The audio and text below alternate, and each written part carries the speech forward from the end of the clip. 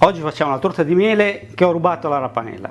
Chi ha la Rapanella? È mia moglie Beatrice, che fa da cameraman, regista, comandante, caporale, tutto lei fa. Più mele che torta, facilissima. Allora, ingredienti, prima preparateli bene tutti quanti, tutti belli in fila, e anche l'attrezzatura, l'angolo delle meraviglie qua, tutto pronto, perché se poi siete a metà torta, dovete andare a correre a fare una roba, a imburrare la teglia o accendere il forno perché vi siete dimenticati, la torta va giù e non viene più su. Che mele usiamo? Ce n'ho due tipi oggi. Bisogna scegliere bene le mele, devono essere dolci e profumate. Adesso poi a stagione sono perfette. Io di solito lo faccio o con le mele gialle, le golden, oppure con le gala, si chiamano mele gala perché sono un po' piccole, sono molto zuccherine, pasta gialla, sono buonissime. Quindi scegliete una di queste due, quella che volete. Io oggi uso le golden. Quindi primi ingredienti, 5 mele golden, belle e grosse, e gli lascio la pelle stavolta, perché mi hanno suggerito di farlo e sono d'accordo. Visto che sono le golden, hanno anche la buccia sottile e le vanno tagliate sottili, molto sottili. Uso la mandolina per fare prima, ma va benissimo anche il coltello se volete. Tagliamole abbastanza sottili. Spessore della mela, che lo facciate con la mandolina o a mano, circa 3 mm, 3 mm e mezzo, ecco, piuttosto sottili.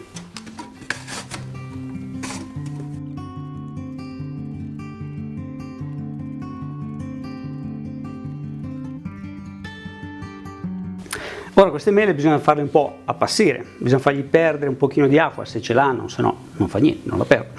E bisogna condirle un po', quindi cannella macinata, come se non ci fosse un domani. Qui abbiamo fatto la torre di Pisa qua, ecco, abbondante cannella, perché la mela con la cannella ci sta bene, se la volete mettere, se non la volete mettere non ce la mettete. E un bel cucchiaio di zucchero, poi non tantissimo, ma giusto un po' per fare un leggero velo di sciroppo che farà ossidare un po' di meno le nostre mele, che comunque ossideranno comunque lo stesso. Gli diamo una mischiatina, appena un po', e la mettiamo o nel microonde, 600 watt, 2 minuti che si va a passare, oppure, visto che abbiamo il forno già acceso, avete acceso il forno? A 180 gradi, la buttiamo dentro, pirofila e tutto, per 3 minuti.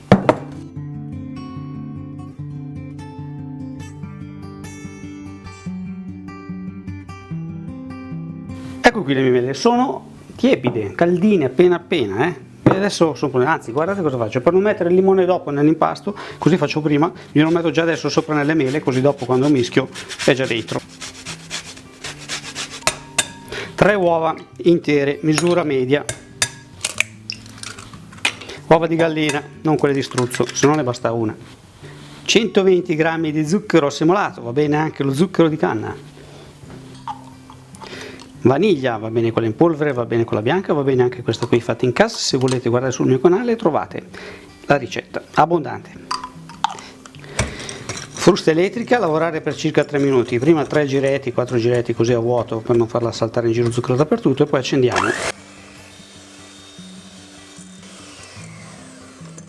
Quando la vedete così bella schiumosa che vi parla, non voglia di metterci dentro un dito che si è sciolto lo zucchero, fatto la schiumetta, è pronta, 3 minuti, anche meno forse. Ora ci mettiamo tutti gli altri ingredienti meno il lievito. Allora ci mettiamo dentro un bussolotto di yogurt magro, va bene anche quello intero, anzi ancora meglio, però questo qui è più dietetico, più light, così non ingrassiamo. Poi, questo non è zuccherato, Poi ci mettiamo 50 grammi, 60, 50, 60, fate voi lo stesso, di olio di semi vari, non usate l'olio d'oliva, va bene anche il burro fuso se volete. E poi ci mettiamo 50 grammi di latte intero, latte scremato, quello che avete. E poi ci mettiamo dentro 200 grammi di farina. Io ho fatto metà farina di semola rimacinata e metà di farina normale, 0 o anche 00. Potete fare anche 200 grammi tutti di farina normale. Se la setacciate è meglio. Ora bisogna macinarlo, montarlo, mischiarlo per circa 2-3 minuti finché non diventa liscio. Primi giri fateli a vuoto come sempre per non sporcare di farina tutta la cucina, e poi l'accendiamo. Una bustina di lievito vanigliato per dolci, facciamo così, mischiatina, giratina. Ho girato 30 secondi, perché alla fine il lievito? Perché se lo mettiamo all'inizio poi inizia già a lavorare mentre stiamo montando la nostra crema, e ora che la mettete nella teglia non ha più forza. Dentro tutte le mele che sono già cannellati, che hanno già dentro la buccia di limone, hanno tutto, sono un po' ossidate, meglio, vuol dire che sono buone, un po' il marrone anche dalla cannella. Dentro tutte, vedete, sono molto abbondanti. Cercate di mischiarlo nel più breve tempo possibile, anche con le mani se volete mettere dentro le mani. Le abbiamo mischiate velocemente.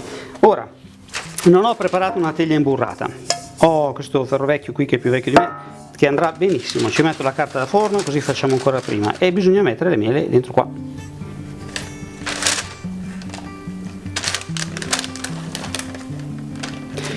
È una torta alta, deve venire alta, quindi non prendete una teglia troppo stretta, questa è una diametro 26, potete farne anche due, potete fare anche quella tipo plum cake, quella lunga, fate un po' come preferite.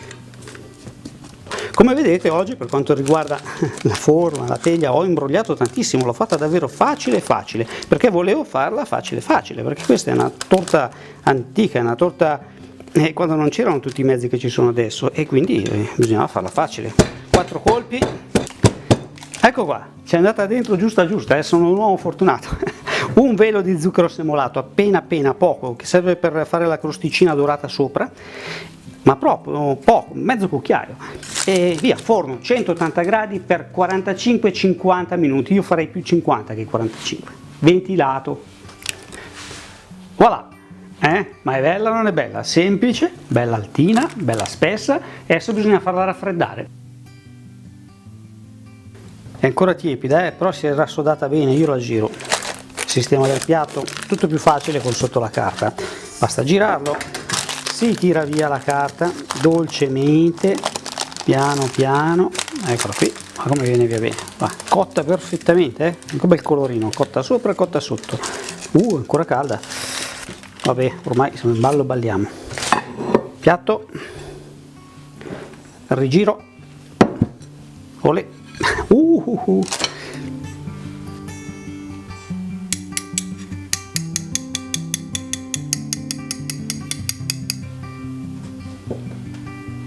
Beatrice, io taglio, taglio.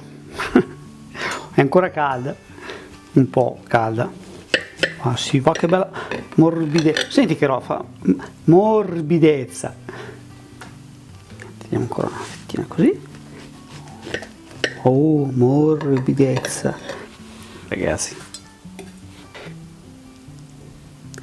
ma che roba, tutto mele, fantastico. Io direi che possiamo anche andare a fare colazione.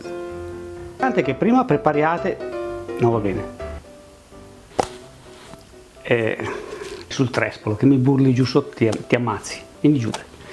Oggi non te ne va bene una, è già 6 volte che mi tagli, basta.